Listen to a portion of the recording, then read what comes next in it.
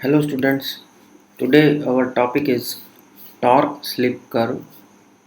जो torque slip curve है हमारा वो हमने लास्ट क्लास में टॉर्क इक्वेशन निकाला था। T इज इक्वल्स टू के S E2 square R2 upon R2 square plus S X2 square. ये जो टॉर्क इक्वेशन आया हुआ था, यहाँ पर इसी टॉर्क इक्वेशन को हम फर्दर मूव करेंगे, आगे देखेंगे और यहाँ देखेंगे कि उसका स्लिप के साथ में कर्व कैसे बनेगा, टॉर्क और स्लिप। इसके हिसाब से फिर जो कर्व बनने वाला है इम्पॉर्टेंट कर्व है। For different values of slip आपका टॉर्क वेरी कैसे होगा, कहाँ कमी आएगी, कहाँ बढ़ोतरी होगी, ये सारा चीज़ हम देखने वाले हैं। So let's start. सी, जब हम स्लिप को 1 मानते हैं तो टॉर्क की वैल्यू क्या होगी। स्लिप जब 1 है दैट इज़ 100% स्लिप, तो मैंने आपको बताया था कि S इज इक्वल्स टू होता है NS minus NR upon NS। सी, जब स्लिप की वैल्यू 1 है, कैसे पॉसिबल है, जब ये वैल्यू अगर 0 हो जाए, रोटर की स्पीड अगर 0 हो जाए तो NS upon NS that is will be equal to 1। यहाँ पर ही मैक्सिमम स्लिप होगा। और NR 0 का मतलब हमने देखा था कि that is stand still position. मतलब हमारा जो मोटर है, जब टॉर्क की स्लिप की वैल्यू 1 तभी होगी जब वहाँ टॉर्क 0 होगा। 0 इसलिए होगा क्योंकि मोटर घूमेगी नहीं। जब मोटर घूमेगी नहीं, लोड उठाएगी नहीं, तो टॉर्क की वैल्यू तो ऑब्वियसली 0 होगी। फिर एक कंडीशन आती है S इक्वल टू 0। ये कहाँ होगा, जब हमारी speed that is the of course the rotor speed, rotor की स्पीड जो है NR that will be equal to NS। ये दोनों जब बराबर हो जाए, NR की वैल्यू और NS, तो यहाँ ऊपर का जो टोटल टर्म है वो 0, मतलब स्लिप की वैल्यू 0। ये कहाँ होगा, ये सिंक्रोनस मशीन में होगा। अब बात आती है कि स्लिप की वैल्यू ना तो हम 1 के लिए टॉर्क कुछ ड्रॉ कर सकते, ना तो हम 0 के लिए, क्योंकि ये जो हमारी इंडक्शन मोटर है ये 0 पर जाएगी ही नहीं। इसका मतलब स्लिप का जो रेंज है वो होगा 0 to 1।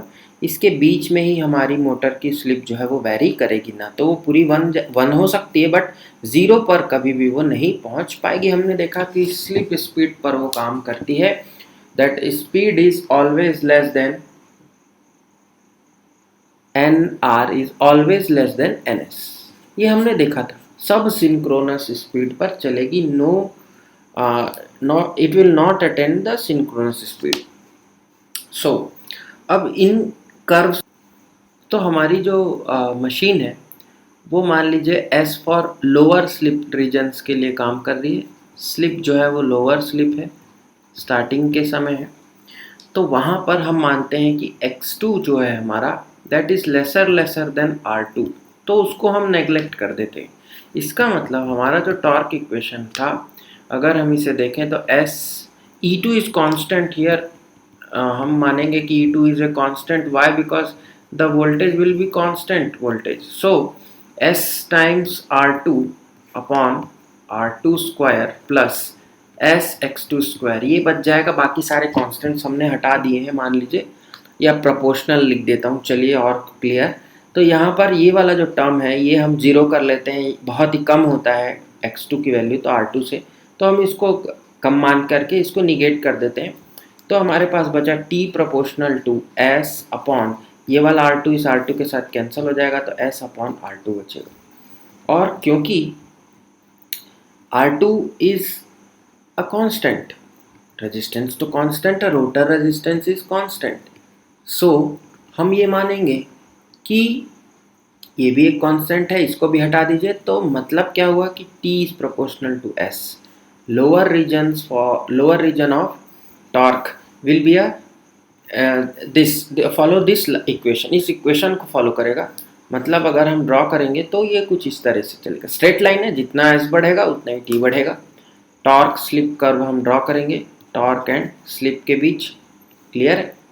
फिर हम बात करते हैं थोड़े आगे रीजंस की, जहाँ पर हमें क्या मिलेगा, जहाँ पर हमें मिलेगा कि स्लिप जो है वो R2 जो है X2 की वैल्यू जो है वो एनहांस्ड होने वाली है, ठीक है।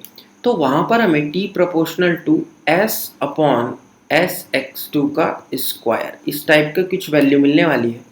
तो हम T प्रोपोर्शनल टू क्या लिखेंगे, S upon S square into, अब X2 वाले को फिर से हम क्या ले लेंगे कांस्टेंट, तो यहाँ पर 1/s, मतलब T प्रोपोर्शनल टू 1/s कुछ इस तरीके से मिलेगा। जो वेरिएबल है मैं उसकी ही बात कर रहा हूँ। तो यहाँ पर एक पॉइंट पर जा करके ये क्या करेगा, कर्व जो है वो कुछ इस तरीके से ट्रेस होगा। क्लियर? अब जब हमने देख लिया कि जो हमारा कर्व है वो ट्रेसिंग किस तरह से हो रही है, देखिए कर्व बनाने का हमारा उद्देश्य जो है वो होता है कि कैसे दो क्वांटिटी के बीच रिलेशन जमा पाते हैं, है ना। तो ये हमने कुछ एक एस्टिमेशन से लाया कि इस तरह से इक्वेशन अगर मिल रहे हैं तो कुछ ऐसा कर्व हमें मिलेगा। बट अगर मैं ओरिजिनल कर्व की बात करूं, जैसा ये कर्व हमारा बनने वाला है या बनता है, तो कुछ कर्व्स हम खींचेंगे। मान लीजिए ये हमारा ये टॉर्क की लाइन हो गई, एक्सिस हो गया, और ये स्लिप है। Suppose slip is varying from, यहाँ 1 लेंगे हम और यहाँ लेंगे सपोज 0 या कुछ एक पॉइंट पर 0, ठीक है। स्लिप 1 पर आप देखिए जब स्लिप 1 होगा तो वहाँ से हमारा जो कर्व है वो स्टार्ट होने वाला है।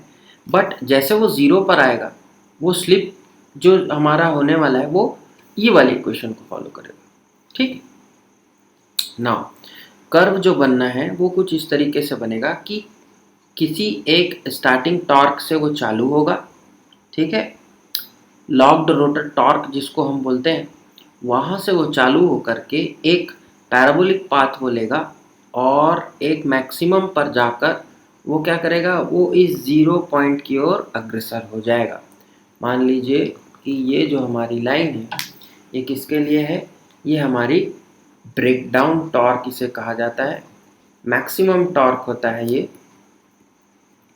ब्रेकडाउन टॉर्क, ये वाला जो टॉर्क है, ठीक है, या किसी भी जिस पॉइंट से स्टार्ट हो रहा है इसे हम बोलते हैं locked rotor torque, locked rotor torque. और यहाँ से जो वो ट्रेस करना चालू किया तो इसको बोलते हैं पुल अप टॉर्क, ठीक। ये जो स्लिप के रीजन है ये 0.8 मान लीजिए, ये 0.6, 0.4, 0.2 एंड 0, तो इस तरीके से कुछ होगा। तो स्लिप जो है वो इधर की ओर बढ़ रहा है, याद रखेंगे 0 is the least value and maximum is 1, और 1 पर आकर के वो क्या होगा, लॉक्ड रोटर हो जाएगा। लेकिन हमारी मोटर कभी इसमें आएगी नहीं आएगी, बिकॉज लॉक्ड रोटर यहाँ कंडीशन नहीं होती, बट 1 के स्लिप पर ये लॉक्ड रोटर बनता है। ऐसे ही कुछ 2-3 कर्व और बन जाएंगे अगर हम रेजिस्टेंस की वैल्यू को वैरी करें, तो ये कुछ इस तरीके से बन सकता है, ये भी एक कर्व बन सकता है। तो डिपेंडिंग, मान लीजिए ये 6R था, ये 4R था, ये 2R था, इस तरह से रेजिस्टेंस की वैल्यू को बढ़ाते जाएंगे तो हमारे जो कर्व है वो ट्रेस होगा। But breakdown torque is the maximum, और इसी को क्या बोल रहे हैं, यहीं से कर्व जो है वो डिक्लाइन हो रहा है, यहाँ से वो इंक्रीज हुआ और यहाँ से डिक्लाइन हुआ। बट लोअर जो स्लिप रीजन था, देखिए लोअर स्लिप रीजन मेरा बोलने का मतलब यहाँ से इधर तक की ओर था, और जब वो ब्रेकडाउन पर पहुंचा एक मैक्सिमम वैल्यू पर अटेंड किया तो वो स्ट्रेट लाइन कर्व फॉलो किया था, जैसा हमने 1 T प्रोपोर्शनल टू S लाया। अब ये वाला कर्व आगे फॉलो करेगा T प्रोपोर्शनल टू 1/s, क्योंकि यहाँ के बाद वो स्लिप जो है वो वैल्यू बढ़ रही है, और ग्रेटर स्लिप रीजन में वो क्या करता है, X2 का जो इन्हांसमेंट है, X2 जो है वो बढ़ जाता है R2 से। तो वहाँ पर हम क्या देखते हैं कि relation is inversely proportional to slip, तो वहाँ से क्या होना, ये कर्व डिक्लाइन होगा और एक वैल्यू पर आएगा that is locked rotor torque, उस वैल्यू पर 1 हो जाएगा। बट यहाँ पर हमारी मोटर अटेंड नहीं करेगी।